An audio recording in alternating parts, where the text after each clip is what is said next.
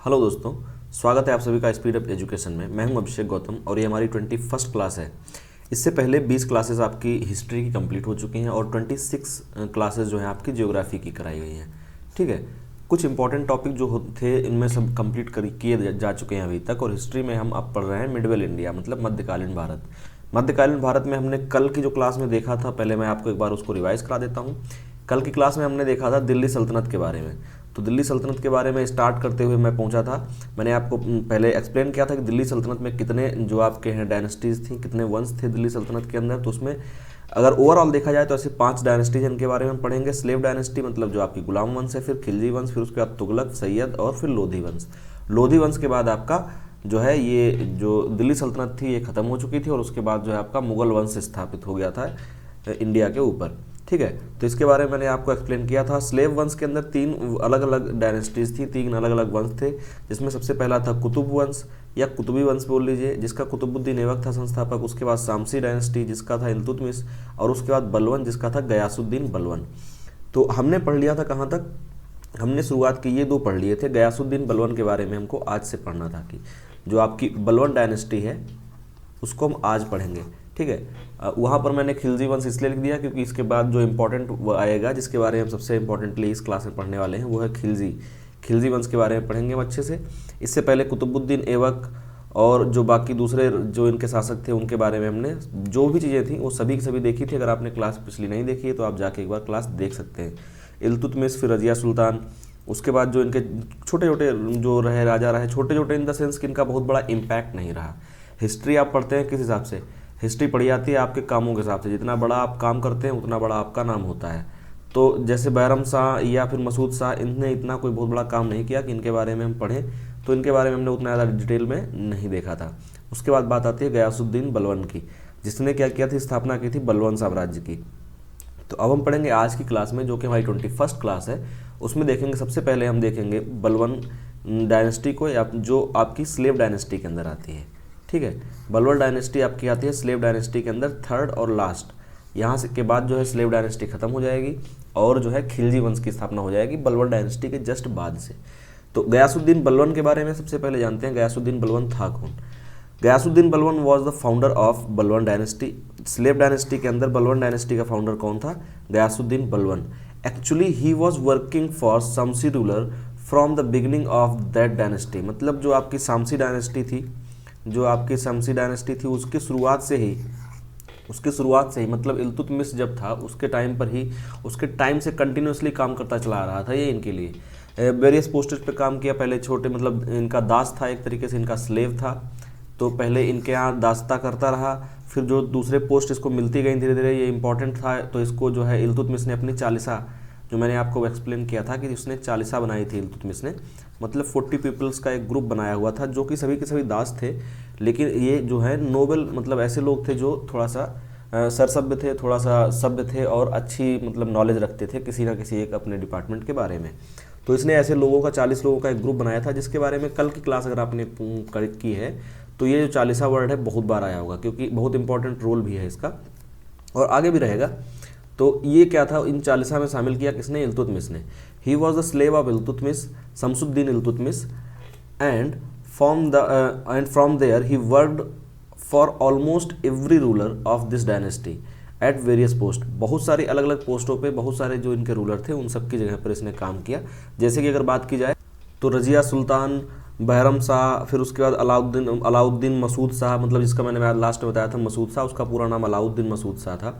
बहुत सारे ऐसे शासक हैं जिनके नाम के आगे अलाउद्दीन या जो है कुतुबुद्दीन लगा होता है। तो हम लोग क्या पढ़ते हैं, उनका लास्ट का जो नाम होता है शॉर्ट नेम, बस वो पढ़ रहे होते हैं, क्योंकि इनके नाम जो होते हैं बहुत सारे लंबे लंबे नाम होते हैं। जैसे मैंने बख्तियार खां का नाम जो आपको बताया था मैंने कल, जो सेनापति था इल्तुतमिश का, तो उसका नाम मैंने आपको नाम बताया, वो बहुत लंबा नाम था। तो ऐसे ही इनके बहुत बड़े बड़े नाम हुआ करते हैं, तो हम लोग अधिकतर जो है छोटे नामों से जाना करते हैं, जैसे मसूद खान मैंने आपको बताया था। तो इन सब के टाइम पर इसने काम किया था। और उसके बाद क्या होता है, जस्ट आफ्टर बिकमिंग रूलर, जैसे ही इसको रूलर बनता है, ये रूलर बनता है कब, रूलर बनेगा ये आपका 1266 में। 1266 में जब पहली बार ये रूलर बनेगा, तो उसके बाद इसने क्या किया, इसने सबसे पहले चालीसा को कम्प्लीटली डिस्ट्रॉय कर दिया। ही डिस्ट्रॉयड चालीसा कम्प्लीटली। चालीसा कौन थी? 40 पीपल्स का ग्रुप जो इल्तुतमिश ने स्टार्ट किया था, उसके बाद से कंटिन्यू चला आ रहा था। काफ़ी इंपॉर्टेंट और पावरफुल लोग हुआ करते थे। पावरफुल इसलिए हो गए थे क्योंकि जो आने वाले जो शासक थे वो थोड़े से उतने कैपेबल नहीं रहे, उनकी कैपेसिटी उस लेवल की नहीं थी कि वो इनको थोड़ा सा अपने अंडर में रख सकते या अपने पावर के नीचे थोड़ा दबा के रख सकते। तो जैसे जैसे जो रूलर्स हैं वो थोड़े से कमज़ोर होते चले गए, वैसे वैसे चालीसा की पावर, या ये कह लीजिए जो तुर्क अमीर थे, हिंदी में अगर आप पढ़ेंगे तो ये आपको लिखा मिलेगा कि जो तुर्क अमीर थे उनकी ताकत बढ़ती चली गई। ठीक है, तुर्क अमीर का मतलब क्या था? जो ऑफिशियल्स उसके आसपास रहा करते थे या जो लोग पावरफुल लोग थे उस टाइम पर, उनकी भी ताकत बढ़ जाती थी। जब कोई राजा, छोटे मोटे राजा हुआ करते थे उस टाइम पर, मतलब थोड़े से इनकैपेबल राजा रहे, तो इसने सबसे पहला काम वही किया जो बार बार पॉलिटिकल जो चेंजेस हो रहे थे उनके लिए रिस्पॉन्सिबल था। चालीसा, सबसे पहले इसने चालीसा को डिस्ट्रॉय किया कम्प्लीटली, एंड ऑल्सो किल्ड, यहाँ पर शो नहीं होना चाहिए, and also killed every member of Iltutmish family. Iltutmish की फैमिली में जो और मेंबर बचे हुए थे, मतलब उनके पर पोते पोते जो बचे हुए थे, उन सबको सबसे पहले उनको मरवा दिया। अब ये रीज़न इसीलिए था क्योंकि वो चाहता था कि पूरी तरीके से जो है एक तरीके से पॉलिटिकल स्टेबिलिटी बनी रहे और मेरा शासन ज़्यादा दिनों तक चलता रहे, और वैसा हुआ भी। इसका शासनकाल की अगर बात की जाए 66 से लेकर 87 तक चला। आप अगर ये नहीं भी याद कर पाते हैं कि कब से कब तक इसका शासनकाल रहा तो कोई बात नहीं, टाइमलाइन में बस ये चीज़ याद रखिएगा कि किसके बाद ये आया। ठीक है, इंपॉर्टेंट जो लोग हैं उनका नाम आप याद रखेंगे तब भी आपका काम चल जाएगा। गयासुद्दीन बलवन, बलवन डायनेस्टी में अगर आप सिर्फ गयासुद्दीन बलवन को भी याद रखते हैं तब भी काम चल जाएगा, क्योंकि इसके बाद के जो राजा रहे वो कोई बहुत बड़े इंपॉर्टेंट नहीं थे। इसीलिए आप अगर देख रहे हो यहाँ पर 87 तक ये चला और 90 में आके जो है ये शासन खत्म हो गया था, मतलब स्लेव डायनेस्टी जो है आपकी 90 में आके खत्म हो गई थी। तो अगले आने वाले 3 साल के अंदर ही ये सभी के सभी खत्म हो जाएंगे और स्लेव डायनेस्टी खत्म हो जाएगी, खिलजी वंश की स्थापना हो जाएगी। तो इस तरीके से आप जो इंपॉर्टेंट चीज़ें हैं सिर्फ वो भी याद रखेंगे तब भी आपके छोटे जितने एग्जाम होते हैं इन सब में से क्वेश्चन जितने होंगे वो बन जाएंगे आपसे। ऐसा मुझे पूरी तरीके से उम्मीद है, 100% कॉन्फिडेंस भी है कि छोटे एग्जाम्स जितने हैं इन सब के आपके जो एग्जाम क्वेश्चन हैं वो निकल जाएंगे। ठीक है, नेक्स्ट बात की जाए तो famous poet of Persian language. Persian language मतलब पारसी भाषा के जो फेमस पोएट थे अमीर Khusro and Amir Hasan were the courtier of Ghiyasuddin Balban. Amir Khusro का नाम याद रखिएगा आप, अमीर खुसरो। अगर आप अमीर हसन का नाम भूल भी जाते हैं तो चलेगा, लेकिन आप अमीर खुसरो का नाम नहीं भूल सकते। अमीर खुसरो वैसे तो बहुत फेमस पर्सनालिटी है, आप सभी लोग नाम सुनी चुके होंगे कहीं ना कहीं। इनकी एक और खासियत ये रही है कि ये देखिए स्टार्टिंग कहाँ से हुई, बलवन डायनेस्टी के संस्थापक गयासुद्दीन बलवन से कोर्ट में आए हैं, और आगे अभी आप देखेंगे कि अलाउद्दीन खिलजी और उसके बाद तक ये कोर्ट में बने रहेंगे। मतलब पूरी 2 सल्तनत खत्म हो जाएंगी, ये कंटिन्यू कोर्ट में ही रहेंगे, मतलब ये कंटिन्यू जिंदा रहते हैं, काफ़ी दिनों तक ये जो है जिंदा रहेंगे और उसमें काफ़ी सल्तनत ये देखते हैं। तो इसलिए इनको बोला भी जाता है कि बहुत सारे शासकों को देखने वाला जो एक कवि है उसका नाम क्या है, तो आप बताएंगे अमीर खुसरो। ठीक है, नेक्स्ट पॉइंट की बात करें कि ये मरा कब, ही डाइड इन 87, जब 87 हुआ, मतलब 87 की एडी में, 87 ईस्वी में ये, एंड आफ्टर हिज डेथ, यहाँ पर पॉलिटिक्स लिखा नहीं था तो मैंने लिखा अभी, इंटरनल पॉलिटिक्स स्टार्टेड अगेन। जैसे ही इसकी डेथ हुई, गयासुद्दीन बलवन की जैसे ही डेथ हुई तो इसके बाद जो है तुरंत फिर से जो है इंटरनल पॉलिटिक्स का मतलब, मेरा कहने का मतलब यही है कि जो मैंने अभी आपको बताया था कि तुर्क अमीर, जो आपको हिंदी में एक वर्ड लिखा मिलता है, तुर्क के जो अमीर लोग थे, मतलब जो नोबल लोग थे या जो प्रभुत्व वाले लोग थे समाज के आसपास के, उनके कोर्ट के, वो फिर से अपने उठ खड़े होते हैं। उनकी जो मतलब एक तरीके से षड्यंत्र हैं वो काम होना शुरू कर देते हैं और जो है एक तरीके से सत्ता पे अपना कुछ हद तक पकड़ बना लेते हैं। ठीक है, गयासुद्दीन बलवन ने इन सबको कहीं ना कहीं डिमिनिश करके रखा था, कहीं ना कहीं इनको एक तरीके से इनकी पावर्स को कम करके रखा हुआ था और एक पावरफुल राजा की तरह उसने राज्य किया था। ठीक है, हम देखते हैं some specific works done by Ghiyasuddin Balban. Ghiyasuddin बलवन ने कुछ जो है खास काम भी किए थे, जिनमें सबसे ज़्यादा इंपॉर्टेंट है आपका हाई अलर्ट आर्मी। सदैव तत्पर आर्मी बनाई इसने, ऐसी आर्मी जो हमेशा तत्पर रहे। पहले होता क्या था कि जो उनकी आर्मी हुआ करती थी लोगों की, वो ऐसी नहीं होती थी कि कभी भी ऐसा आक्रमण हो जाए और तुरंत वो बिल्कुल तैयार रहें इस लेवल की कि युद्ध कर सकें। सब आराम से जीते थे, ऐसे लगता था कि मतलब हाँ सेना में हैं लेकिन अपने घर में रह रहे हैं, जी रहे हैं। जब कभी हाई अलर्ट होता था तब जाके वो अपने एक तरीके से इक्विपमेंट में आते थे, प्रैक्टिस करते थे, वो अलग चीज़ें थी, लेकिन उतने ज़्यादा तरीके से अलर्ट नहीं रहते थे। तो इसने क्या किया, हाई अलर्ट जो है आपकी एक पहली तो बनाई, हाई अलर्ट आर्मी बनाई। ठीक है। उसके बाद जो है सिजदा, सिजदा और पैबॉस, सिजदा और पैबॉस के बारे में आपने सुना होगा, ये काफ़ी इंपॉर्टेंट टर्म है, इन दोनों को आप याद रखिएगा। डायरेक्टली क्वेश्चन आता है कि सिजदा किसने स्टार्ट करवाया था। अब बात करें सिजदा, तो सिजदा में होता क्या था। सिजदा में जैसे कि जो राजा है वो बैठा होता था, उसके सामने आप घुटनों पे बैठ के, जो भी व्यक्ति आता था घुटनों पे बैठ के उसको सलाम करता था, वो होता था सिजदा। उसके बाद अगर बात की जाए पाबोस की, अगर बात करें पाबोस, पाबोस की अगर बात की जाए तो पाबोस में क्या होता था कि इसने एक ऐसी प्रथा बनाई थी पाबोस, जिसमें क्या होता था, शासक के पैरों को चूमते थे लोग आते थे शासक के पैरों को चूमने का काम करते थे, उसको बुलाते थे पाबोस। और ये काफ़ी दिनों तक चलती रही, अकबर ने जाके लास्ट में पाबोस को हटाया था। बीच में और भी हिस्ट्री में जो चेंजेस आते रहे हैं, कुछ लोगों ने इसको बीच में हटा दिया फिर वापस शुरू किया, तो ये इसके बारे में हम देखेंगे जैसे जैसे हम आगे पढ़ते जाएंगे, ठीक है। इसने 2 अलग विभाग भी बनाए, जिसमें से एक था आपका दीवान ए विजारत। दीवान ए विजारत की अगर बात की जाए तो ये वो विभाग था जिसमें आपका वित्त संबंधी जो सामान जो मतलब गतिविधियां थी वो संभालता था, मतलब एक तरीके से वित्त विभाग था। फाइनेंशियल डिपार्टमेंट जो आपका था वो था दीवान ए विजारत, ठीक है। नेक्स्ट जो है दीवान ए आरिज, दीवान ए आरिज, इसको लिखेंगे आप दीवान ए आरिज। तो दीवाने आरिज क्या था, दीवाने आरिज था आपका सैन्य विभाग, मतलब आपकी आर्मी और जो जितने भी इक्विपमेंट्स हैं उन सबको संभालना, उन सब की देख रेख करना, और वो मतलब जितनी भी रिलेटेड चीज़ें हैं आर्मी से वो सभी की सभी आती थी आपके दीवाने आरिज के अंदर। तो इसने 2 विभाग अलग से बनाए, पहले ऐसा नहीं होता था, अलग अलग डिपार्टमेंट्स नहीं हुआ करते थे, उसने जो है 2 अलग अलग डिपार्टमेंट बनाए, दीवाने विजारत एंड दीवाने आरिज। तो गयासुद्दीन बलबन की बात कर लेते हैं एक बार फिर से, यहाँ से आपके क्वेश्चन ज़्यादा से ज़्यादा क्या पूछा जा सकता है। आपसे पूछा जा सकता है गयासुद्दीन बलबन ने किस वंश की स्थापना की, तो बलबन वंश, या फिर उल्टा ही क्वेश्चन पूछा जा सकता है। नेक्स्ट जो बात ये पूछी जा सकती है कि गयासुद्दीन बलबन कौन था, तो सबसे पहले ये दास था किसका, इल्तुतमिश का, ठीक है। चालीसा जो इसने बनवाई थी, जो मतलब जो इल्तुतमिश ने बनवाई थी, उसको ख़त्म करने का काम इसने किया था, ठीक है। 40 लोगों का जो एक ग्रुप था, जो नोबल ग्रुप बनाया था इल्तुतमिश ने, उसको फिनिश करने का या उसको एक तरीके से डिस्ट्रॉय करने का काम इसने किया था। अमीर खुसरो का सबसे पहले नाम जो सुनने को मिलता है, किसका जो पोएट था, किसके दरबार में था पोएट, तो वो गयासुद्दीन बलबन के टाइम पे था अमीर खुसरो, ठीक है। अमीर खुसरो से क्वेश्चन डायरेक्टली पूछ लिया जाता है, इसलिए मैं फिर से बता दिया कि अमीर खुसरो, इसी वजह से अमीर खुसरो इंपॉर्टेंट भी है, और इम्पॉर्टेंट इसलिए भी है क्योंकि अमीर खुसरो की जो रचनाएँ हैं या उनके द्वारा जो चीज़ें लिखी गई हैं वो हिस्ट्री में काफ़ी इंपॉर्टेंट वैल्यू रखती हैं, ठीक है। उसके बाद जो क्वेश्चन आपसे पूछा जा सकता है, ये पूछा जाएगा सिजदा या पैबोस पे। बाकी इन 3 पॉइंट से मुझे नहीं लगता क्वेश्चन पूछेंगे, लेकिन सिजदा और पैबोस से आपसे क्वेश्चन पूछा जा सकता है। सिजदा होता है घुटने पे बैठ के, जो शासक है घुटने पे बैठ के उसको नमस्कार करना या उसको नतमस्तक होना, और पैबोस क्या है, उसके पैरों को चूमना, ठीक है। पैरों को चूमने की जो क्रिया थी उसको पैबोस बोला जाता था, या पाबोस बोल सकते हैं आप। तो ये दोनों स्टार्ट की थी गयासुद्दीन बलबन ने, ठीक।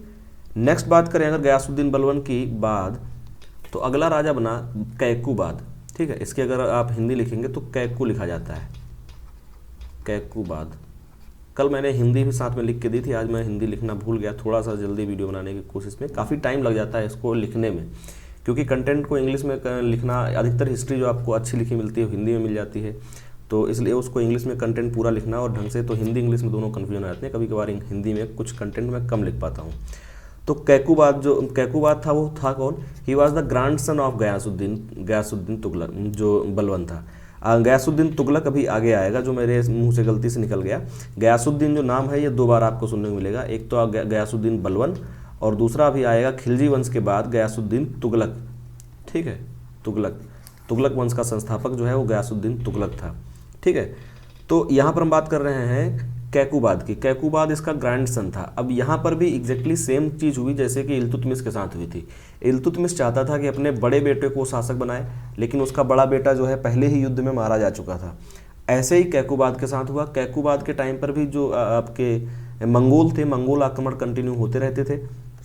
तो एक मंगोल आक्रमण में ही इसका जो बड़ा बेटा था, इसका बड़ा बेटा जिसका नाम था मुहम्मद, ठीक है। तो जिसका बड़ा बेटा मुहम्मद जो है वो मारा जा चुका था। ये चाहता था कि मुहम्मद आगे जाके इसका उत्तराधिकारी बने, लेकिन इसका मुहम्मद जो बड़ा बेटा था वो मारा गया था। उसके बाद जो है फिर बहुत सारी चीज़ें हुई। पॉलिटिकली बता चुका था मैं कि पॉलिटिकली एक्टिव हो चुके थे जो चालीसा थे और जो अमीर लोग थे वो।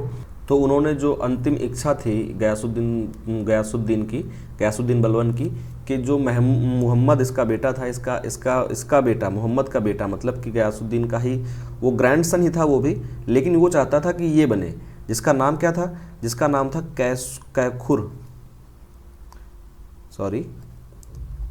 कैखुसरो।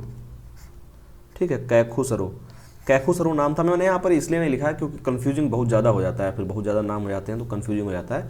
तो कैखुसरो बेटा था मोहम्मद का, लेकिन इसने जो उनके पॉलिटिकली एक्टिव हो गए थे लोग, उन लोगों ने षड्यंत्र रच के कैखुसरो को नहीं, फिर उन्होंने कैकुबाद को बना दिया। और कैकुबाद जो लास्ट में जाके he was just a puppet of officials of the court and later killed by them. जो ये था कैकुबाद, ये सिर्फ और सिर्फ पपेट था, जो ऑफिशियल्स थे उनका सिर्फ पपेट था एक तरीके से, उन्हीं के सहारे काम करता था पूरा, और पूरा जो कंट्रोल था सब उन्हीं के हाथ में था। ठीक है, तो इस वजह से जो था ये एक तरीके से उतना सशक्त शासक नहीं था जितना कि इसके दादाजी हुआ करते थे। और इसके कोर्टियर्स में ही था जलालुद्दीन खिलजी। ठीक है, जो अभी आगे जाके जलालुद्दीन क्या कहते हैं खिलजी वंश की स्थापना करेगा जलालुद्दीन, वो इसी के कोर्ट में था, और इसको मारने के पीछे भी उसी का हाथ था, जलालुद्दीन का ही हाथ था। ठीक है, जलालुद्दीन इसको मार देता है, और इसका जो बेटा होता है क्यूमर्स, तो ये क्यूमर्स जो इसका बेटा होता है, इसको आगे जाके शासक बनाना पड़ जाता है उसको। वो चाहता नहीं है कि क्यूमर्स को शासक बनाया जाए, वो इसको उसके बाप को मरवा देता है, मतलब जो आपका ये था कैकुबाद था, इसको मरवा दिया जाता है। कैकुबाद को मरवाने के बाद ये इसको अपहरित कर लेता है, मतलब जो क्यूमर्स था उसको अपहरित कर लेता है। He was killed by Khilji family and his son Kayumars, जो मतलब अभी तक मैंने आपको बताया कैकुबाद के बारे में, तो ये खिलजी फैमिली के द्वारा मार दिया गया था, और इसका जो बेटा था क्यूमार्स उसको किडनैप कर दिया गया, किसके द्वारा, जलालुद्दीन खिलजी के द्वारा। अब जलालुद्दीन खिलजी ने इसके बेटे को, जो कैकुबाद था उसके बेटे को किडनैप तो कर लिया, लेकिन जो दिल्ली की जनता थी, यहाँ पर कुछ खास नहीं लिखा है, यहाँ पर पॉइंट बहुत ज़्यादा कुछ खास नहीं, बस एक स्टोरी होती है जिसके थ्रू आप याद कर सकते हैं। तो स्टोरी लाइन फॉलो कराने के लिए मैंने ये यहाँ पर पॉइंट लिख दिया है। इस स्लाइड से मुझे नहीं लगता कोई क्वेश्चन आपसे पूछा जा सकता है। ठीक है, ज़्यादा से ज़्यादा ये क्वेश्चन पूछा जाएगा आपसे कि जलालुद्दीन खिलजी ने किसको मार के खिलजी वंश की स्थापना की, तो ये था कैकुबाद, ना कि इसका बेटा। ठीक है, इसका बेटा मात्र 3 महीने के लिए ही बैठा था सल्तनत पे, जो आपको यहाँ पर पॉइंट लिखा हुआ है कि जब इसने अपहरण कर लिया तो फिर क्या हुआ, Delhi people loved the little Prince of Delhi सल्तनत। जो दिल्ली सल्तनत का छोटा एक तरीके से मान लीजिए युवराज था, जो क्यूमर्स युवराज था, उसको एक तरीके से प्यार ही करने लग जाते हैं, क्योंकि अब वही था कि उनको लगता था कि आने वाला राजा ये है, लेकिन वैसा नहीं हुआ। तो उन लोगों ने क्या किया, प्रोटेस्ट कर दिया। सो दे प्रोटेस्ट अगेन जलालुद्दीन। उन्होंने प्रोटेस्ट कर दिया जलालुद्दीन के खिलाफ। फिर क्या हुआ, इस वजह से जो है जलालुद्दीन को उसको एक बार फिर से रूलर बनाना पड़ा, but killed after 3 months of his coronation. मतलब जब उसका राज्याभिषेक किया गया उसके 3 महीने बाद, 3 month बाद ही उसने, जब एक तरीके से यहाँ पर हुआ क्या था, यहाँ पर जो 40 लोग थे, जो 40 मैं बार बार बोल रहा हूँ, इनका जो पॉलिटिकल मतलब एक दबाव भी तो बन रहा था इस पर, और दिल्ली वालों ने प्रोटेस्ट भी कर दिया था। तो उन सब प्रोटेस्ट और उतने दबाव के कारण इसको जो है सिर्फ कुछ दिनों के लिए उसको वापस शासक बनाना पड़ा। और जैसे ही उसको थोड़ा सा माहौल मिला इस तरीके का कि ये उसको ख़त्म करके खुद शासक बन सके, उसने इसको ख़त्म कर दिया। And thus the empire of Turkish rule, जो तुर्क के जितने रूलर थे, मैंने आपको जितने अभी तक बताए हैं सभी तुर्की रूलर थे। गुलाम वंश में पूरे तुर्की थे। तो जितने तुर्क रूलर थे उनका जो है जो एम्पायर था वो एक तरीके से वेनिस्ड हो गया, मतलब ख़त्म हो गया। ठीक है, यहाँ से स्थापना होगी किसकी, खिलजी वंश की। खिलजी वंश की यहाँ से स्थापना होगी। और मैं ये क्यों बोल रहा हूँ कि तुर्की लोगों का जो आपका मतलब साम्राज्य था वो ख़त्म हो गया, क्योंकि खिलजी एग्जैक्टली अगर देखा जाए तो तुर्क के ही थे, लेकिन बहुत सालों पहले जब आपका गौरी आया उसके टाइम से ही ये लोग तुर्क से आके अफ़गानिस्तान में बस गए थे। ठीक है, अफ़गानिस्तान मतलब जो आपका गौरी इंडिया आया उसके पहले ये लोग अफ़गानिस्तान में आ चुके थे, और गौरी के साथ काफ़ी जो खिलजी लोग थे वो इंडिया आते रहे। ठीक है, गौरी के साथ इंडिया आया। गौरी ने बहुत बार आक्रमण किया था इंडिया पे, बारे में बताया था आपको, जिसमें से 2 फेमस थे, जिसमें तराइन का युद्ध आपका फर्स्ट जो पृथ्वीराज चौहान ने जीता, फिर तराइन का युद्ध आपका सेकंड जो कि गौरी ने जीता। ठीक है, तो ये जो इनके साथ जब आने वाले जो सैनिक थे उनमें बहुत सारे ऐसे थे जो खिलजी थे। तो इस वजह से क्या होता है, मतलब वही चीज़ें थी पूरी कि खिलजी जो लोग थे वो धीरे धीरे यहाँ पर आ ही चुके थे। उनकी जो जाति थी एक तरीके से वो पूरी यहाँ पर आ चुकी थी दिल्ली में, और दिल्ली का जो कामकाज था, जो करने का तरीका था उनका, वो सब पहले से ही सीख चुके थे। सेना में थे, सेना में छोटे छोटे पोस्टों पर थे। जलालुद्दीन खिलजी भी सेना में ही था, ठीक है, बलवन की सेना में था। उसके बाद फिर आते आते धीरे धीरे उसने जो अपना साम्राज्य खुद से स्थापित कर लिया, ठीक। तो ये है जलालुद्दीन खिलजी। अगर आपने फिल्म देखी होगी तो यहाँ से आपको ये करेक्टर याद आ रहा होगा जिसको मार के अलाउद्दीन खिलजी शासक बना था। तो ये जो मतलब जो आपको इमेज दिख रही है, ये इमेज उस मूवी में दिखाई गई थी जलालुद्दीन खिलजी की। तो 1290 में जलालुद्दीन खिलजी खिलजी वंश की स्थापना करता है और फिर 6 साल ही मतलब जो खिलजी वंश है उसका राजा रह पाता है और 96 में इसको अलाउद्दीन खिलजी मार देता है। बात करते हैं खिलजी वंश की कुछ खासियतों के बारे में। सबसे पहला पॉइंट जो यहाँ पर लिखा हुआ है, Khilji were also belong to Turk, ठीक है, ये भी तुर्क से ही बिलोंग करते थे, जो तुर्क एक जगह थी वहीं से बिलोंग करते थे। But they had shifted to Afghanistan a long time ago, बहुत समय पहले ये लोग जो है अफगानिस्तान का जो गजनी वाला एरिया था उस साइड पर ये आ चुके थे, ठीक है, गजनी वाला जो एरिया था वहाँ पर ये शिफ्ट हो चुके थे, ठीक। He was appointed as a soldier, अब ही मतलब जलालुद्दीन की बात कर रहे हैं। Jalaluddin was appointed as a soldier in the army of Ghiyasuddin Balban. अब ये आप देखिए, गयासुद्दीन बलवन को मैंने अभी आपको बताया था कि गयासुद्दीन बलवन जो बलवन वंश का संस्थापक था, जिसने 22 साल तक शासन किया, मतलब 1266 में बना था, 1266 में बना था और 1200 आपका लगभग 21 साल तक शासन किया, 87 तक इसने जो है शासन किया था वहाँ पर, ठीक है। तो जो उस टाइम पे 1266 में मतलब जब ये शासक बना है, आके 90 में शासक बना, उसके 24-25 साल पहले ये जो है आर्मी में भर्ती हुआ था गयासुद्दीन बलवन की, ठीक है। वहाँ से होते होते बहुत सारी वेरियस पोस्ट पे काम करते करते जो है ये भी आगे बढ़ा था, ठीक। जैसे कि गयासुद्दीन बलवन का हुआ था, गयासुद्दीन बलवन इल्तुतमिश के टाइम पर आया था। आप इनको वंश जो इनके डायनेस्टीज हैं उनके हिसाब से भी याद कर सकते हैं कि इल्तुतमिश ने शमसी डायनेस्टी की स्थापना की और इल्तुतमिश के टाइम पर आया कौन, गयासुद्दीन बलवन, ठीक है, और उसने जाके आगे चल के बलवन डायनेस्टी की स्थापना कर दी गयासुद्दीन ने। और गयासुद्दीन की आर्मी में आया कौन, जलालुद्दीन, और जलालुद्दीन ने आगे जाके खिलजी वंश की स्थापना कर दी, ठीक है। तो जो इनके शुरुआती जो राजा थे उनकी आर्मी में आए और उनसे जो एक तरीके से सैन्य शक्तियाँ कैसे इस्तेमाल करते हैं, कैसे टैक्टिक्स जो होती हैं वो सब मूव्स सीखे और आगे चल के वही सब चीज़ें जो है अपने खुद पे अप्लाई करके खुद राजा बन गए। अब इसमें अंतर बस इतना है कि गयासुद्दीन बलवन जो था वो जब बहुत सारी पोस्टों पे था तो ऐसा नहीं था वहाँ पर बहुत सशक्त शासक थे, वहाँ पे शासक जो है वो मतलब ढीले भी थे, लेकिन इसने किसी को मार के जो है सत्ता नहीं पाई थी। लेकिन जब से सत्ता पा गया था उसके बाद जो है इसने पूरी क्रूरता दिखाई थी गयासुद्दीन बलवन ने। लेकिन जलालुद्दीन जो है उसने खुद जो है उसके बेटे को मारने के बाद, गयासुद्दीन बलवन के जो मतलब पर पोते थे उसको मारने के बाद ही इसने जो है खिलजी वंश की स्थापना की थी। इस तरीके से जो स्टोरी होती हैं इन सब के सहारे आप थोड़ी थोड़ी चीज़ें याद कर सकते हैं, ठीक है। हम बात कर रहे थे जलालुद्दीन खिलजी की, ठीक है। He became ruler at the age of 70 साल की एज में, क्योंकि ये इतने समय से काम कर रहा था, 70 साल की एज में ये जो है रूलर बना। That's why he is called as the old ruler, ठीक है। इसको बूढ़ा एक शासक बोला जाता है, ठीक है। अगर बात करेंगे हिंदी में लिखेंगे तो आप इसको बोला जाता है बूढ़ा शासक, तो इसको एक बहुत बूढ़ा शासक बोला जाता है। और इसको एक उदार मुसलमान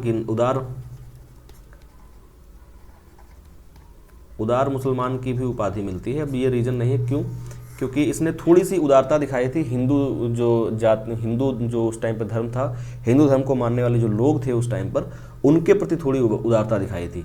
वैसे तो मतलब अगर बात की जाए किसी को मार के राजा बनने वाली, तो उसमें तो इसका भी नाम शुमार था, लेकिन ये काफ़ी अच्छा मुसलमान माना जाता था। इसका कहने का मतलब ये था कि इसके बारे में बहुत सारे क्वेट्स कहे जाते हैं कि मैं एक अच्छा मुसलमान हूँ और मुझे खून बहाना किसी मुसलमान का शोभा नहीं देता है। बात करते हैं नेक्स्ट पॉइंट की। नेक्स्ट पॉइंट क्या है, Jalaluddin Khilji was the first ruler who has a bit of humble gesture, ठीक है, जो मैं आपको बता रहा था, a bit of humble gesture towards the non Muslim peoples of his kingdom. अपने राज्य में जो नॉन मुस्लिम लोग थे, नॉन मुस्लिम लोग उस टाइम पर जो बेसिकली ज़्यादा से ज़्यादा लोग थे वो हिंदू ही थे, तो नॉन मुस्लिम लोगों के प्रति इसका थोड़ा सा हम्बल गेस्चर था, ठीक है। अगर इसकी बात की जाए पूरे नाम की तो मैं एक बार फिर से यहाँ पूरा नाम बता देता हूँ आपको, शायद मैंने अभी तक नहीं बताया है। तो इसका पूरा नाम था जलालुद्दीन फिरोज खिलजी, ठीक है। सिर्फ जलालुद्दीन खिलजी नहीं था, जलालुद्दीन फिरोज खिलजी है। मैंने इसलिए ये बता दिया, हो सकता है आपसे डायरेक्टली क्वेश्चन इस तरीके से पूछ लिया जाए कि फिरोज खिलजी कौन था, या ऑप्शन में ऐसा कहीं लिखा मिल जाए कि खिलजी वंश का संस्थापक, वहाँ पर लिखा हो फिरोज खिलजी और आप कंफ्यूज हो जाएं। ऐसे इनके जितने शासक थे, ये जितने मुस्लिम शासक रहे उस टाइम पर, इनके नाम थोड़े बड़े बड़े हुआ करते थे, इसलिए हम थोड़े उनके शॉर्ट फॉर्म वाले नाम ही देखा करते हैं। ठीक है, नेक्स्ट पॉइंट जो है इसके बारे में, Alauddin Khilji who killed Jalaluddin Khilji at the bank of Ganga in Kara Manikpur जो है, जो कि फिलहाल का प्रतापगढ़ है, वहाँ पर इसने जो अलाउद्दीन खिलजी था उसने जलालुद्दीन की हत्या कर दी। Was the nephew of Jalaluddin Khilji, ये जो था जलालुद्दीन खिलजी का भतीजा था। नेफ्यू मतलब भतीजा। ठीक है, जलालुद्दीन का भतीजा जिसका नाम था अलाउद्दीन, अलाउद्दीन ने ही इसकी हत्या कर दी थी और उसके बाद जो है सिंहासन को हथिया लिया था। और इसके बारे में भी बहुत सारे पोइट्स ने अलग अलग तरीके से लिखा है। ये लिखा गया है कि एक तरीके इसने सिर काट दिया था उनका। ठीक है, जलालुद्दीन का सिर काट दिया था और सिर से खून निकल ही रहा था, इसने मुकुट अपना, ऐसा लिखा गया है कि इसने अपना मुकुट जो है वहाँ से निकाल के अपने सिर पे लगा लिया। तो अगर आपने मूवी भी देखी है, वो पद्मावत अगर आपने मूवी देखी है तो उसमें भी दिखाया जाता है, गले लगाता है और फिर उसका सिर काट लेता है और सिर काटते ही अपना जो है उसका मुकुट होता है, उसको मुकुट को उतार के अपने ऊपर लगा लेता है। ठीक है, तो ये था अलाउद्दीन खिलजी का एक तरीके से शासक बनने का प्रोसेस। अब हम बात करते हैं अलाउद्दीन खिलजी के बारे में। तो ये है अलाउद्दीन खिलजी, ये इसकी फ़ोटो आपको स्केच मिलेगा, इस टाइप का इंटरनेट पे स्केच आपको अलाउद्दीन खिलजी के बारे में मिलेगा। बहुत सारी बुकों में जो आपका स्केच है वो भी इसी टाइप का बना मिलेगा। ठीक है, इसलिए कहीं ना कहीं ये जो है रियलिटी से एक तरीके से रिजेंबल करता है, उससे मिलता है। तो ये है अलाउद्दीन खिलजी और ये थी वो जो फ़ोटो जो आपको फिल्म में दिखाई गई। ठीक है, रणवीर सिंह की वो फ़ोटो जो आपको फिल्म में दिखाई गई, तो ये है अलाउद्दीन खिलजी, जिसने शासन स्टार्ट कब किया, 1296 में, और किया कब तक, 1316 तक। 20 साल तक इसने शासन किया। 20 साल तक ऐसे टाइम पर शासन किया जब जो कोर्टियर्स होते थे वो बहुत पॉलिटिकली एक्टिव रहते थे और राजाओं को राज नहीं करने दिया करते थे। ठीक है, इमेज इसकी पॉजिटिव हो निगेटिव हो वो अलग बात है, लेकिन इसके जो रिफॉर्म्स थे वो पॉजिटिव नेगेटिव मैं इस बारे में नहीं बताऊंगा, लेकिन अलाउद्दीन खिलजी के जो रिफॉर्म्स थे वो मिडवेल इंडिया में या मध्यकालीन भारत में सबसे पावरफुल थे। ठीक है, हिस्ट्री पर इसका जो इम्पैक्ट है वो बहुत ज़्यादा है। हिस्ट्री आप पढ़ते ही उसी तरीके से हैं कि जिस राजा का या जिस व्यक्ति का हिस्ट्री पे इम्पैक्ट जितना ज़्यादा रहा है आप उसको उतनी ज़्यादा वैल्यू देते हैं। तो खिलजी का हिस्ट्री पे इम्पैक्ट बहुत ज़्यादा रहा है। ठीक है, बात करते हैं खिलजी के बारे में। He was one of the most brutal, जो फर्स्ट पॉइंट लिखा है वही लिखा हुआ, one of the most brutal and powerful Kings of Midvale India. मध्यकालीन भारत के सबसे ब्रूटल मतलब सबसे खतरनाक वैसे लोग जो एक तरीके से जो घिनौने तरीके से लोगों को मारते थे या बिल्कुल खतरनाक जो बिल्कुल देखते ही मार देने वाले लोगों में से थे, बहुत ज़्यादा क्रूर थे। अगर हिंदी में एग्जैक्ट वर्ड की बात की जाए तो बहुत ज़्यादा जो क्रूर थे, तो बहुत क्रूर और बहुत पावरफुल राजाओं में से एक है ये मिडवेल इंडिया के। ठीक है, he had some exceptional military tactics and other qualities, that's why Jalaluddin Khilji married his daughter to him. जो उसकी पत्नी थी, उसकी बेटी थी जलालुद्दीन खिलजी की, मूवी में भी आपने देखा होगा, जो एक दिखाई जाती है, एक स्त्री दिखाई जाती है इसके साथ में, तो वो जलालुद्दीन खिलजी की बेटी ही थी। ठीक है, बोलती भी है कि अपने पिताजी के बारे में ऐसा कुछ, मतलब उसमें मूवी अगर आपने देखी सब चीज़ें आपको ये चीज़ समझ में आ रही होगी। यहाँ तक काफ़ी हद तक मूवी जो है रिजेंबल करती है एग्जैक्ट जो हिस्ट्री थी उससे। मैं ये नहीं कह रहा हूँ कि मूवी जो बनी है वो एग्जैक्टली मैच करती है, काफ़ी चीज़ें चेंज हो जाती हैं, काफ़ी चीज़ों को ड्रामेटिक वे में चेंज किया जाता है ताकि आप उसको देखने जाएँ। ठीक है, तो ये जो मतलब जलालुद्दीन खिलजी था उसने अपनी पुत्री का विवाह भी इसके साथ कर दिया था। ये जलालुद्दीन की सेना में था, पहले एक सिर्फ आम सैनिक की तरह था, फिर इसको जो है इलाहाबाद का वो बना दिया गया था, गवर्नर बना दिया गया था। ठीक है, ये पॉइंट इसमें सबसे लास्ट पॉइंट यही लिखा हुआ था, at this time Alauddin Khilji was governor of Allahabad. ठीक है, जब जलालुद्दीन खिलजी राज कर रहे थे उस टाइम पर इसको गवर्नर बना दिया गया था बाद में इलाहाबाद का। ठीक, तो नेक्स्ट पॉइंट की अगर बात करें, इन 1294 मतलब 1294 में क्या हुआ, अलाउद्दीन खिलजी अटैक देवगिरी। इसने बहुत सारे अटैक किए थे, फेमस देवगिरी का अटैक इसलिए क्योंकि यहाँ से इसने जो संपत्ति इकट्ठा की थी। Attack on Devagiri and where he found immense wealth, बहुत ज़्यादा इसने जो है वहाँ से धन उपार्जित किया, वहाँ इसको बहुत ज़्यादा धन मिला। तो यहाँ पर देवगिरी को मेंशन करना इसलिए ज़रूरी था क्योंकि इससे पहले भी इसने बहुत सारे अटैक किए थे, लेकिन वो सभी किसके किए थे, अंडर जलालुद्दीन किए थे। वो उसकी छत्रछाया में किए और जो भी लूटा वो उसको वापस कर दिया। लेकिन देवगिरी में जो इसने लूटा, देवगिरी में जो इसने धन लूटा बहुत ज़्यादा, वो क्या किया इसने, वो छुपा लिया था। वो जलालुद्दीन खिलजी से छुपा लिया गया था, ठीक है। और उसी की जब खबर मिलती है तो जलालुद्दीन इससे मिलना चाहता है। फिर उसके बाद जो होता है वो आप सभी को शायद पता ही होगा अगर आपने मूवी देखी है, कि फिर ये मार देता है जलालुद्दीन खिलजी को, ठीक है। बात आती है नेक्स्ट मलिक गफ्फूर की। Malik Gaffur was the general of Alauddin's army. Alauddin की जो सेना थी उसका ये सेनापति था। And he was actually a slave brought from Gujarat. ये एक तरीके से दास था इसका, ये नौकर था, बिल्कुल इसका दास था, जो कहाँ से लाया गया था, जो गुजरात से लाया गया था। और इसके बारे में भी अलग अलग कहानियाँ मिलती हैं, ठीक है। कुछ लोग, जैसे मूवी में दिखाया गया कि ये समलैंगिक जो इसके संबंध थे उसके साथ थे, अलाउद्दीन खिलजी के साथ थे। कहीं कहीं आपको ये भी मिलता है कि इसके पास बहुत ताकत थी, ठीक है, बहुत ज़्यादा ताकतवर व्यक्ति था और बहुत ज़्यादा पॉलिटिकली मतलब इसके अंदर पॉलिटिकल जो टैक्टिक्स थी बहुत तगड़ी थी इसकी। तो बहुत सारी चीज़ें अलग अलग तरीके से इसके बारे में आपको सुनने को मिलेंगी, इसलिए इससे क्वेश्चन भी पूछा जा सकता है। He was brought for 1000 dinar, that's why he is called as Hazar Dinari, ठीक है। इसको 1000 दिनार में खरीदा गया था, इसीलिए इसको 1000 दिनारी बोला जाता है, 1000 दिनारी। इसका एक नाम 1000 दिनारी भी है, ठीक है। Alauddin Khilji was the first ruler to take control on south India with the help of Malik Gaffur. यहाँ पे ये चीज़ लिखना जरूरी है, मलिक गफ्फूर की हेल्प के साथ।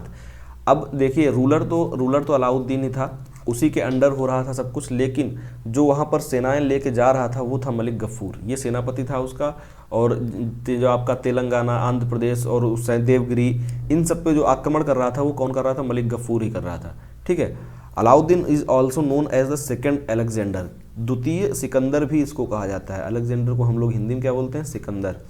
इसको द्वितीय सिकंदर भी बोला जाता है क्योंकि इसने एक तरीके से पूरी इंडिया को ही अपने कब्जे में ले लिया था। इंडिया से बाहर बहुत ज़्यादा नहीं गया, लेकिन पूरे इंडिया को इसने कब्जा कर लिया था, जो कि मध्यकालीन भारत में, मतलब आपकी मिडल इंडिया में किसी और राजा ने नहीं कर पाया था।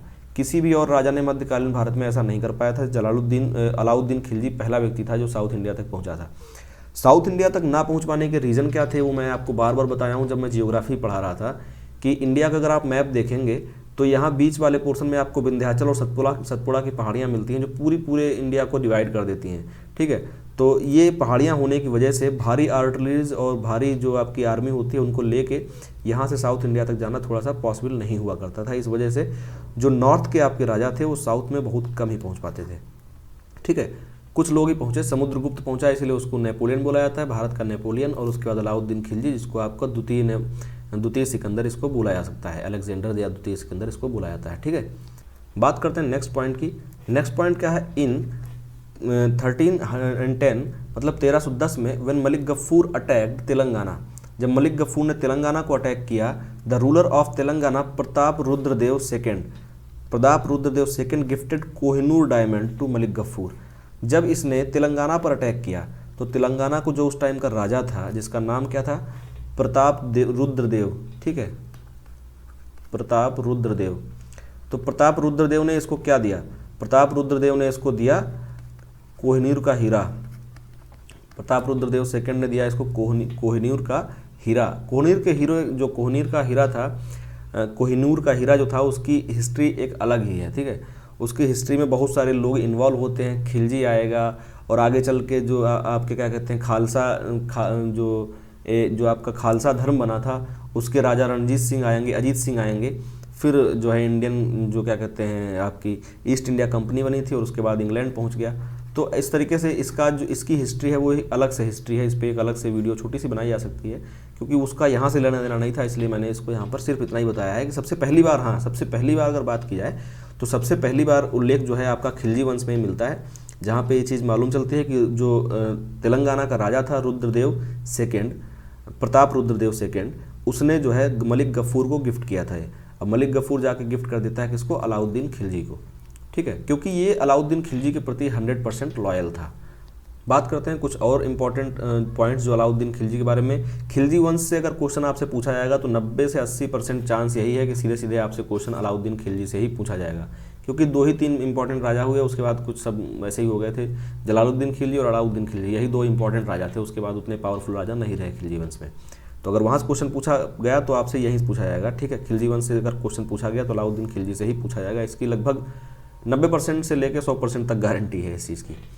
There are many administrative and army reforms which are made during the regime of Alauddin Khilji. Alauddin Khilji के टाइम पर बहुत सारे जो आपके एडमिनिस्ट्रेटिव, जो प्रशासनिक और आर्मी के में हैं, जो रिफॉर्म्स किए गए, बहुत सारे चेंजेस किए गए। ठीक है, इसने सबसे पहले तो आपकी स्टेबल आर्मी बनाई। स्टेबल आर्मी का मेरा कहने का मतलब क्या है, जैसे मैंने आपको इससे पहले बताया था कि लोग सैनिक हैं लेकिन आराम से अपनी आम जिंदगी जी रहे होते थे, अपने घरों में जी रहे होते थे। तो इसने सबसे पहले वो क्या एक सिस्टम बनाया जिसके तहत पर डे लोगों को आना होता था, पर डे अटेंडेंस की व्यवस्था बनाई इसने। फिर उसके बाद क्या किया, सैलरी सिस्टम स्टार्ट किया। इससे पहले क्या होता था कि जैसे युद्ध हुआ, कोई वहाँ पर कोई जीता तो लोगों को ज़मीनें दे दी जाती थी, या उस टाइम पर खुश होकर कुछ पुरस्कार वगैरह दे दिए गए, लेकिन ऐसा कुछ फिक्स नहीं था कि कितना अमाउंट जो है एक सैनिक को हमेशा मिलता रहेगा। तो वो सिस्टम इसने शुरू किया, सैलरी सिस्टम इसने शुरू किया, और इसके जो टैक्टिक्स थे वो आज तक ये आर्मियों में अपनाए जाते हैं। दूसरा जो था नंबरिंग ऑन हॉर्सेस, जो घोड़े थे उन पर नंबरिंग की, उनको दाग बोला जाता था। ठीक है, हॉर्सेस को दागने का काम इसने किया, उन पे दाग बनाना, मतलब उन पे एक तरीके से नंबरिंग की जाती थी। फिर स्केचेज ऑफ सोल्जर्स, जो लोग हुआ करते थे उनका चेहरा पहचानने के लिए क्या किया जाता था, उनके स्केच बनवाए जाते थे, और रोज़ अटेंडेंस हुआ करती थी। और ऐसा भी कहा जाता है कि इसने एक सिस्टम बना रखा था कि जिसके तहत जो जितने भी आर्मी वाले लोग थे उनके घरों पे भी नंबरिंग कर रखी गई थी, और उनके घरों पे उनको घरों को चिन्हित कर रखा गया था, एक तरीके से उनको सिंबलाइज करके रखा गया था कि समाज में कौन कौन से घर जो हैं वो सैनिक के हैं। तो अगर कोई सैनिक किसी दिन नहीं आया, मान लीजिए ये सैनिक एक दिन नहीं आया, इसका नंबर 1 था, इसका सैनिक उस दिन नहीं आया, तो उसका घोड़ा जो है अस्तबल में बंधा रहेगा। अगर उसका घोड़ा अस्तबल में बंधा रहा तो तुरंत यहाँ से सिपाही भेजे जाते थे इसके घर। अगर ये घर पे नहीं मिला तो घर को आग लगा दी जाती थी। क्यों, रीज़न क्या था इसके पीछे? तो रीज़न इसके पीछे यही था कि अगर ये घर पे भी नहीं है और हमारी सेना की प्रैक्टिस में भी नहीं आया है, तो इसका मतलब ये फिर किसी और देश या किसी और राज्य के पास गया हुआ है, जहाँ से जो है ये अपनी जो जानकारियाँ हैं वो लीक करेगा, या हमको एक तरीके से खुफिया जो काम है उनमें इन्वॉल्व होगा। तो बहुत सारी चीज़ें इसके बारे में कही जाती हैं। बहुत टेक्टिकली बहुत मजबूत बंदा था। अगर बात करें हम आर्मी रिफॉर्म्स और आपके एडमिनिस्ट्रेटिव रिफॉर्म्स के बारे में। ठीक है, बात करते हैं कुछ और पॉइंट्स के बारे में। तो इसने कुछ नए जो टैक्सेस थे वो भी लगाए थे, कुछ नए कर लगाए इसने, जिसमें से पहला कर आपका था घरी। घरी का मतलब क्या था, जिन लोगों का घर है उनको हाउस टैक्स देना होगा। उस टाइम पे इसने हाउस टैक्स के बारे में सोचा और उसको लगाया। मतलब बड़ी बात है, उस टाइम पे ऐसी कोई चीज़ इससे पहले नहीं देखी गई थी। ठीक है, नेक्स्ट टैक्स जो लगाया वो था चरी। चरी टैक्स किस लिए था? चरी मतलब चारागाह से रिलेटेड था। तो चारागाह या पॉस्चर पे जो टैक्स लगाया गया, अगर आप चारागाह यूज कर रहे हैं तो उस पर भी टैक्स लगता था। इन 2 नए टैक्सों को इसने लगाया उस टाइम पर। नेक्स्ट मुस्तक राज। मुस्तक राज जो ऑफिसर्स थे जो टैक्स कलेक्ट करने का काम करते थे, ठीक है, वो ऑफिशियल लोग जो टैक्स कलेक्ट करने का काम करते थे उनको बुलाया जाता था मुस्तक राज।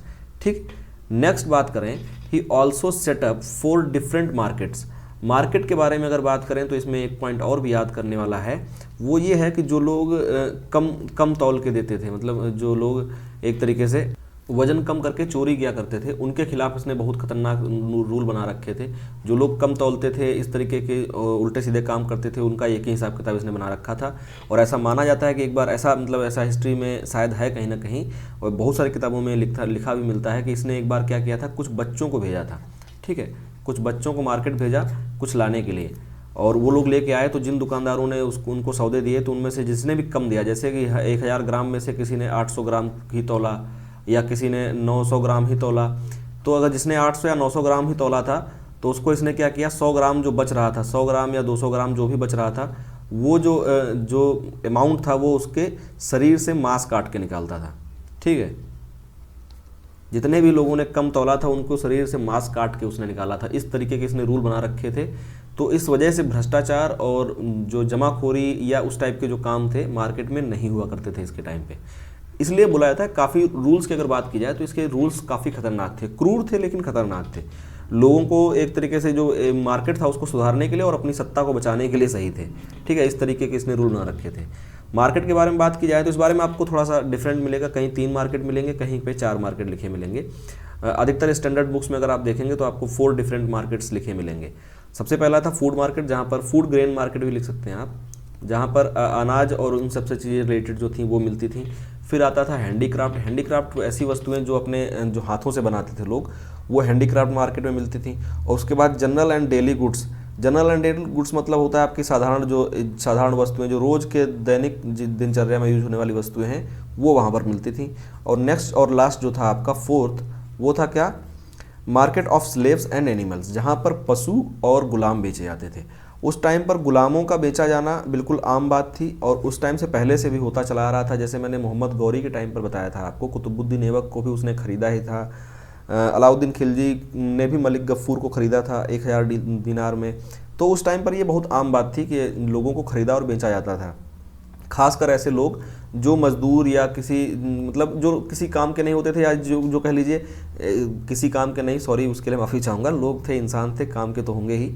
वो लोग जो कहीं ना कहीं फाइनेंशली कमज़ोर हुआ करते थे और जो राजनीति में कोई बहुत बड़ा पोस्ट नहीं रखते थे, ठीक है। अलग एक पूरा एक अलग वो ही बना रखा गया था, एक अलग ही था जो गुलामों का एक तरीके से, जैसे आज जातिवाद फैला हुआ है उस तरीके से उस टाइम पर गुलामों की एक अलग ही जाति बना रखी गई थी कि ये गुलाम है, ठीक है। उनको खरीदा और बेचा जाता था, वो कहीं भी खरीदे या बेचे जा सकते थे।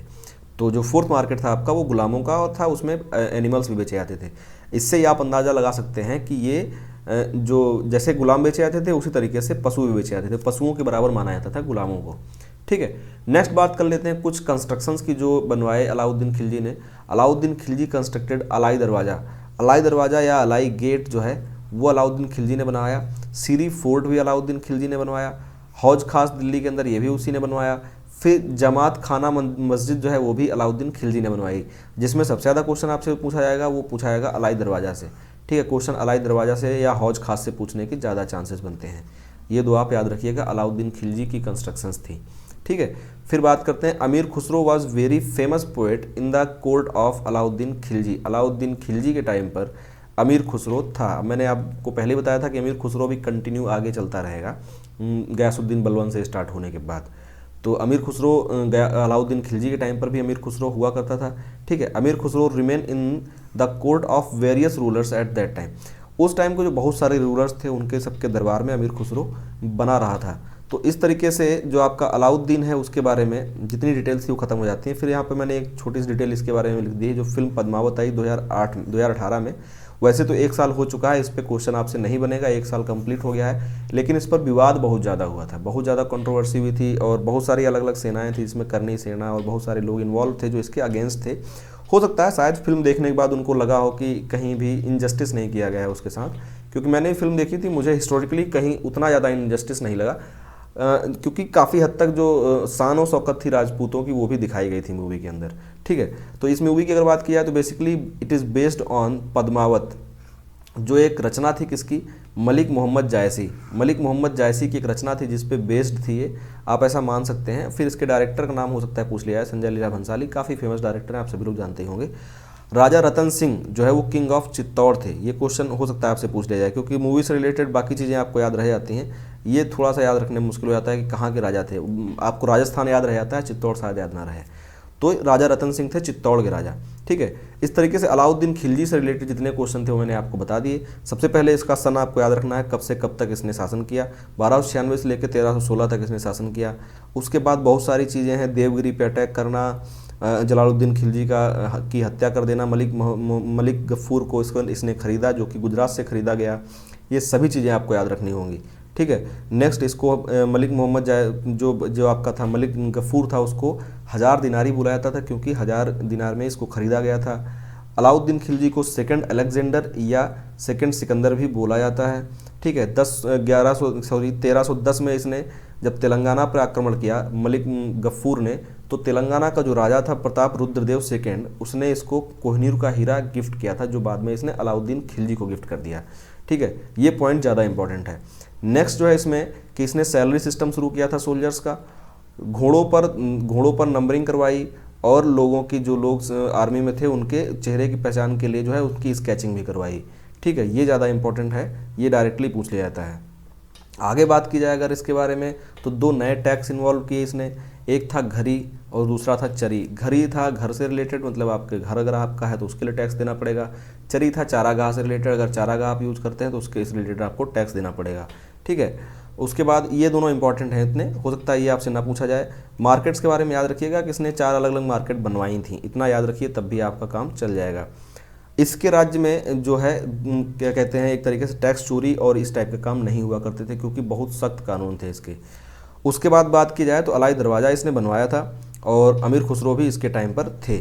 ये इतनी इंपॉर्टेंट चीज़ें हैं जो आपको अलाउद्दीन खिलजी के बारे में याद रखनी है, ठीक है।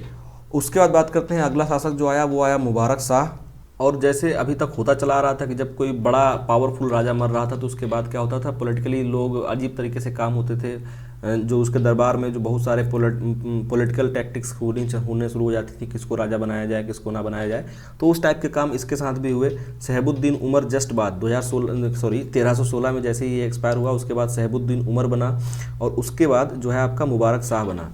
मुबारक शाह का अगर पूरा नाम बोला जाए तो उसका मुबारक शाह का पूरा नाम है कुतुबुद्दीन मुबारक, ठीक है। ये एक तरीके से क्या था, he was completely useless ruler and he gave all the control of army and other important places to Mubarak Hasan. Mubarak Hasan इसके यहाँ एक ऑफिशियल था जिसको इसने पूरे कंट्रोल दे रखे थे। इसके बारे में बहुत सारी अलग अलग चीज़ें हिस्ट्री में सुनने को मिलती हैं कि ये एक ये युवा शासक था, ठीक है, पूरा युवा शासक था, बिल्कुल नाबालिग था, तभी इसको शासक बना दिया गया। और ये एक ऐसा शासक था जो अपनी भोग विलास में ही खुश रहता था। इसके बारे में अजीब अजीब सी बातें कही जाती हैं, कभी कभार ये नंगा होकर पूरे दरबार में दौड़ता रहता था, ठीक है। और अपने आसपास जो है नग्न स्त्रियाँ रखने का भी इसका अलग अलग तरीके की इसकी जो है वो बातें सुनने को मिलती हैं। आसपास के जो लोग थे उनको बोलता था कि नंगे होकर आप दरबार में आएँ, इस तरीके की बातें भी इसके बारे में सुनने को मिलती हैं, ठीक है। तो इस तरीके से इसमें कुछ इंपॉर्टेंट ऐसा नहीं जो आपको याद रखना हो। नेक्स्ट बात क्या है, नेक्स्ट पॉइंट ये है कि ही गेव द टाइटल, एक टाइटल दिया इसने मुबारक हसन को एज खुसरो हसन, ठीक है। मुबारक हसन को इसने खुसरो हसन का टाइटल दे दिया। Later Khusro Hasan took the control over all the activities and become the ruler. इसने पहले से ही कुछ ना कुछ जो काम थे उनका जो कंट्रोल था वो मुबारक हसन को दे रखा था, मुबारक शाह को दे रखा था। तो बाद में मुबारक शाह ने मुबारक हसन को दे रखा था।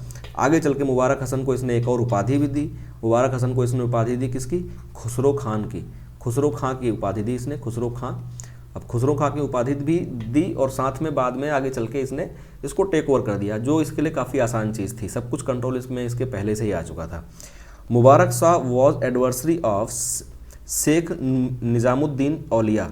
शेख निज़ामुद्दीन औलिया का नाम आपने सुना ही होगा अगर आप दिल्ली में रहते हैं। निज़ामुद्दीन का जो दिल्ली दक्षिण का जो एक एरिया है निज़ामुद्दीन, वहाँ पर इनकी दरगाह है बहुत बड़ी। शेख निज़ामुद्दीन जो आपके शेख निज़ामुद्दीन औलिया हैं, ये संत थे, एक सूफी संत थे उस टाइम पर, और उनकी काफ़ी वैल्यू हुआ करती थी, ठीक है।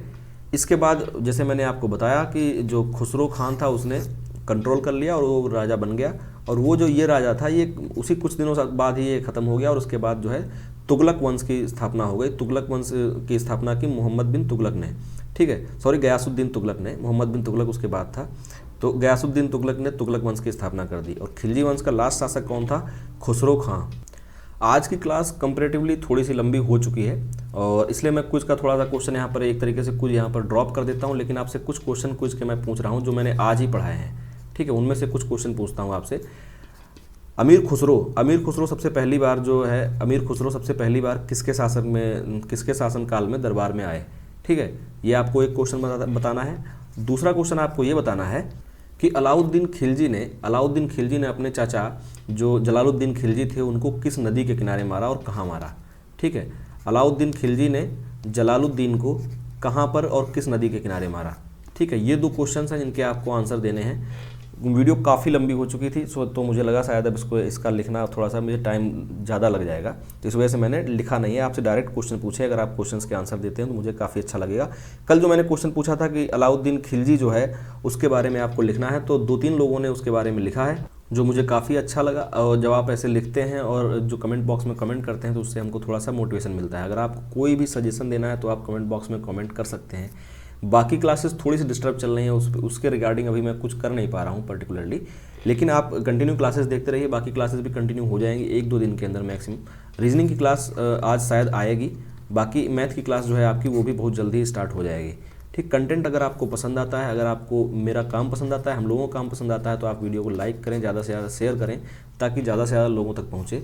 चैनल को सब्सक्राइब करें अगर आप नए हैं और बेल आइकन को हिट करें ताकि आपको आगे आने वाली दूसरी वीडियोज़ आपको कंटिन्यू, दूसरे लेक्चर जो हैं आपको कंटिन्यू प्रोवाइड होते रहें, ठीक है। मिलते हैं फिर अगली क्लास में और वहाँ पर हम डिस्कस करेंगे आगे आने वाले तुगलक वंश के बारे में।